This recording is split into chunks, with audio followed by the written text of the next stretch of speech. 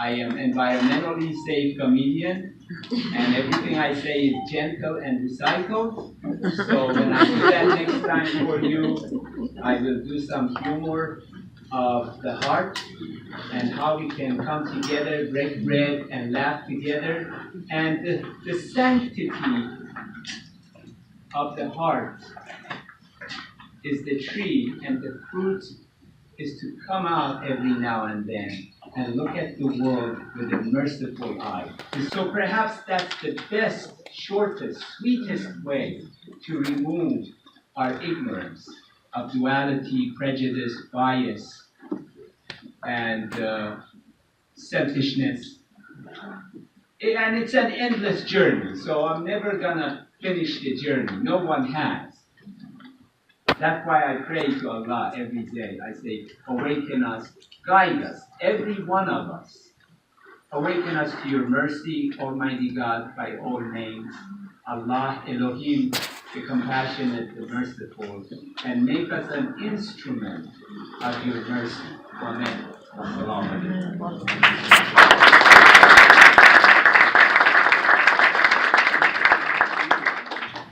It is everything that is connected to each other. Sometimes we get that sense. Sometimes after a rainstorm, we get a sense of the oneness of being. It's seeking that sense that as we move through our lives, that even the things that we imagine aren't so good, rushing to save someone's life, and the instant inconvenience that we experience made it possible for someone else to live.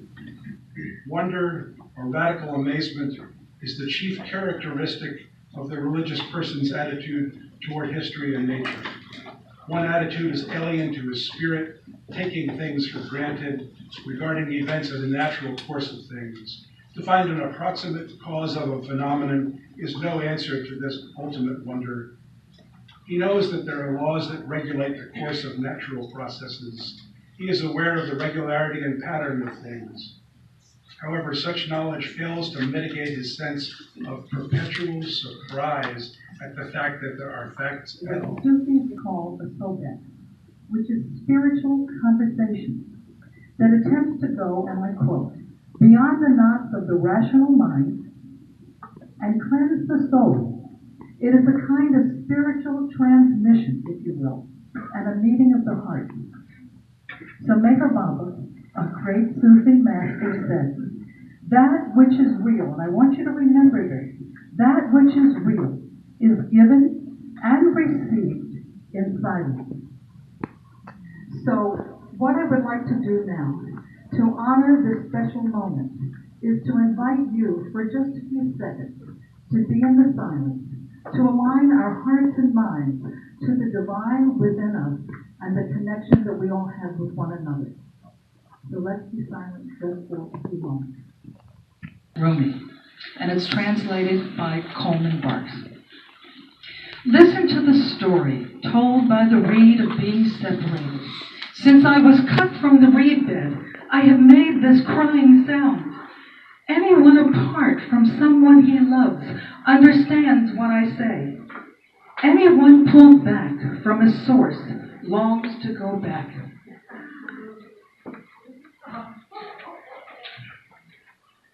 So, this is the yearning of the Sufi. The Sufi feels separated from the divine source, and like the reed, yearns to return to its original source from which it came. I know the reed bed. I know it personally, and the feeling of pure love, because I experienced it before I was born. So I have a memory that's never left me, of being, in a sense, in a realm of love and peace, and there's no way to describe that experience. And all of a sudden the words came to me, it's time to go back in. And my thoughts were, back into the world of feelings and emotions. And then I was shown my parents. They were in the kitchen. And not long after that, I was in some kind of container. I now think it was a carriage with some type of material protecting my eyes from the sunlight. So having that experience, having this memory stayed with me, and it was the beginning of my awareness that there's more to life than the material world we are immersed in.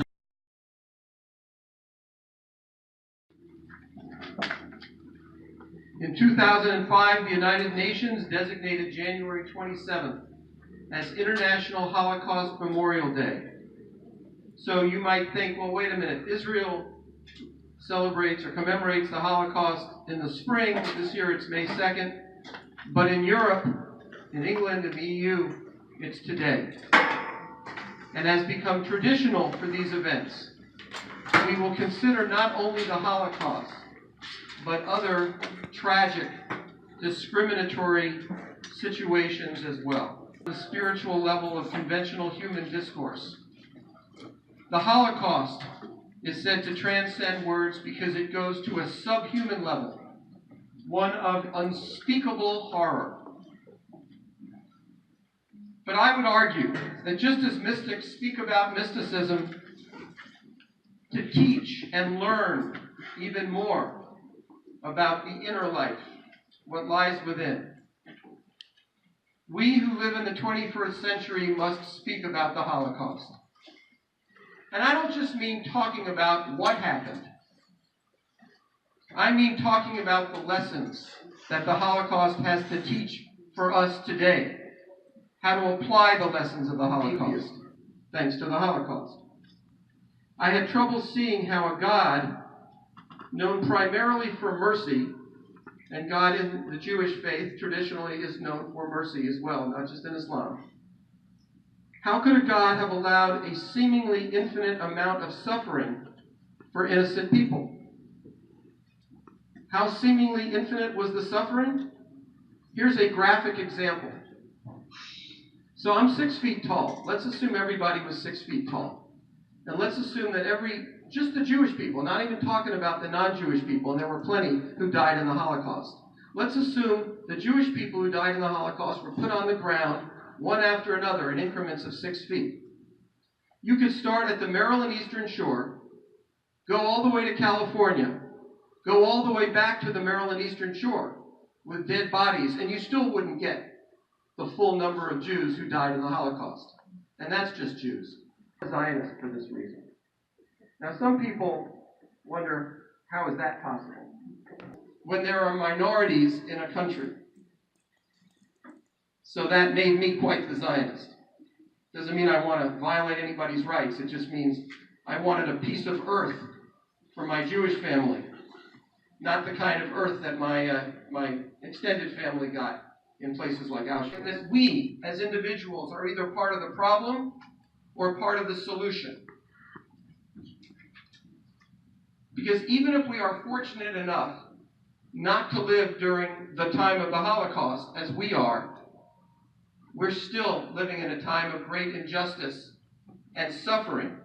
Because what era doesn't fall into that category? We are always challenged every day of our life to fight to make a difference and not just tend to our own garden and let the world pass us by. So I'll conclude this way. The Holocaust challenges me every day of my life to engage in a fight. To fight to honor God by honoring people, and especially the most vulnerable among us. The Holocaust challenges me that if there is a national march happening on behalf of a movement I care about, I had better have a pretty darn good reason not to be there. The Holocaust challenged me when I decided to go to law school, to pick a cause that I believe in and fight for it, and not just for money. And the Holocaust challenges me to raise my children and teach them as adults, to show them what it means to fight injustice, rather than how to look out for number one. And that is the most important lesson of all.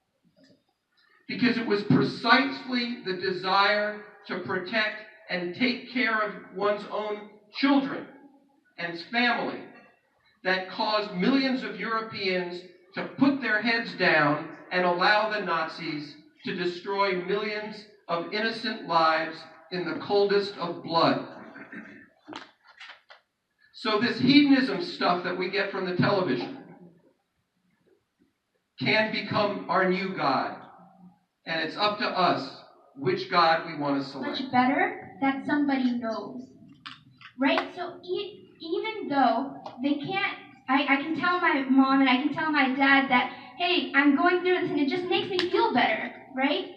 And what we have, the situation that we have right now, right, the Rohingya and the Uyghurs, and in no way am I comparing this, but they are going through such tragedies and they can't even share that with us. They can't even explain their pain. They can't have us feel what they're going through. And this isn't even financial support. This isn't us being on the ground helping them. This isn't us telling to globally stop. It's even hard for us to just feel what they're going through. So I thank this organization, and I thank this platform, and the message that has hosted us. And most of all, I thank every single one of you for at least starting this conversation, for beginning to feel what those people are feeling. For this right here, this is where the change begins in the following manner. He is the first Muslim guy to commemorate Holocaust, and perhaps the first non-Jewish person to commemorate the Holocaust as well. As a Muslim committed to building cohesive societies, it was an honor to step up to the plate. In the Quran it says, "And vie with one another to attain your sustainer forgiveness and to a paradise as vast as the heavens and the earth, which has been ready for the God-conscious." I am not driven by paradise, nor do I seek reward. But it does mean building a cohesive world where no one has to live in apprehension or fear of the other. God-conscious simply means being cared and sensitive to all of God's creation, life and matter. Of all the people on the earth, my mother would be pleased to know I am doing what it takes to be a good Muslim, to respect, honor, and protect the sanctity of life. I have always believed, and I read the assessments of some of the best brains, that if we can resolve the Jewish-Palestinian conflict, i.e. security to the Jews and justice to the Palestinians, most of the world issues will collapse and a period of peace on earth will begin. Because of their religious beliefs or their ethnicity. But unfortunately, we still have a long way to go. And I'll just tell you an anecdote. A rabbi at one of the early meetings when we were talking about what ended up becoming the International Religious Freedom Act said the one theological principle that's held up pretty well over time is the doctrine of original sin. And it is so hard to understand just how much evil there is in the world, and at the same time there's so much good. And as Mike said, the purpose of this meeting and hopefully other meetings is going to be to figure out how can we stop this, and how can we change the discussion about what is possible. I mean, we've seen a lot of things that are now impermissible to say. I grew up in an era where, as a woman, you suffered a lot of discrimination, and now, there are things that I have to really think about. Why are they sexist? They can't be said. So how about persecuting people for their religious beliefs? How about persecuting and killing people because they're a member of an ethnic group? We have to get to that same level of, in our society where it's impermissible to talk about things like that. But I'm going to talk about Syria. And I know that in our modern world, it is really hard for people to keep any attention on any of the atrocities that are happening at any one time. I'm going to talk about genocide, I'm going to talk about ethnic cleansing, but I'm also going to talk about hope, because there is a kernel of hope in Syria that we can perhaps learn from and hopefully even support. This Syrian civil war began in 2011, and it was the people wanted democracy and they wanted more rights. They were not looking for an Islamist takeover of their country. They just wanted more freedom. But what they got was something very different. They got a more and more defiant and a more and more oppressive reaction from the Assad regime, killing lots of Syrian people in various brutal ways. And they saw the rise of what we call the Islamic State. I mean, they call themselves the Islamic State, but there are other groups. There's Al-Qaeda, Al-Nusra, HTS, or a whole bunch of what I will call, for lack of a better word, and I mean no disrespect by this, Islamist militias. And what I mean by that is these are totalitarian groups that want everyone to conform to their religious worldview, and if they don't, they should be dead. And it's funny with genocide, because genocide means killing a particular ethnic group or religious group or political group. But in Syria, there was genocide against different members of different Islamic communities, different Muslim communities. There's genocide against atheists. There wasn't, we've had now a declaration by our Congress that there was a genocide against Christians and Yazidis, and there was, but they're not the only ones who suffered. And so my next life, I'm going to come up with a new definition of genocide. Conditions is starvation, diet, torture, unknown medications, and physical abuse, and many hours of intense and ideological indoctrination sessions. These are designed to erase their memories and train them to say, I believe in Communist Party, I do not believe in God. Uyghurs outside China are frustrated, depressed, and traumatized due to their inability to help loved ones back home, or even to get any information about their whereabouts and well-being. We urge the Congress to act immediately to pass the Uyghur Human Rights Policy Mike Act. Gauss is still on the phone. I was just so moved to hear him speak as a Muslim on behalf of the Jews, of what happened, how the Holocaust affected him. And I'm speaking today very briefly as a Jew, as a son of a Holocaust survivor, my mother. And I'm speaking on behalf of the Crimean Tatars, a small Muslim community that most people know very little about, unfortunately, in this country. 300,000 Tatars who experienced something very comparable, actually, to the Holocaust. Certainly would call it genocide. Because in 1944, the Soviet dictator Stalin exiled the entire Crimean Tatar community from Crimea, a small peninsula at the bottom of Ukraine. 200,000 people put on boxcars and sent, I think it's 1,500 miles to Soviet Central Asia under you can imagine, horrific conditions in boxcars. According to estimates, close to half, 46% of the Crimean Tatars died, of the entire population died in that exile, which included, both in the boxcars and when they got there, and there was no food when they got there, and everything else. And nearly half. By comparison,